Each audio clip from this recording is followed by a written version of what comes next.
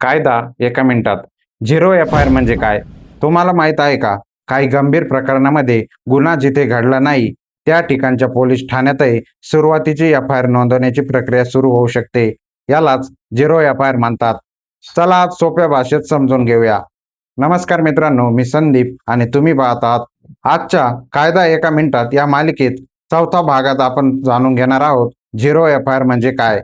अनेकांना वाटतं की एफ-आय-आर फक्त ज्या पोलीस ठाण्यात हद्दीत गुन्हा घडला आहे तिथेच दाखल करता येते, पण काही गंभीर परिस्थितीमध्ये तक्रार नोंदवण्यास विलंब होऊ नये म्हणून झिरो एफ-आय-आरची व्यवस्था उपलब्ध आहे. यामध्ये सुरुवातीला जवळच्या पोलीस ठाण्यात तक्रार नोंदवली जाऊ शकते.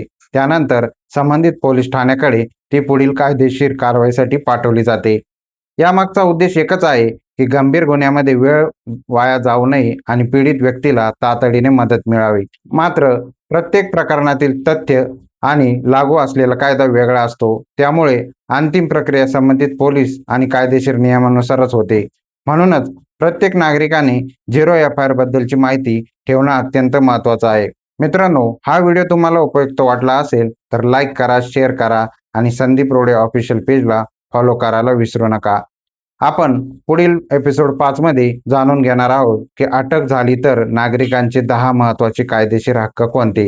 हा एपिसोड नक्की पहा, कारण ही माहिती प्रत्येक नागरिकासाठी अत्यंत महत्त्वाची आहे.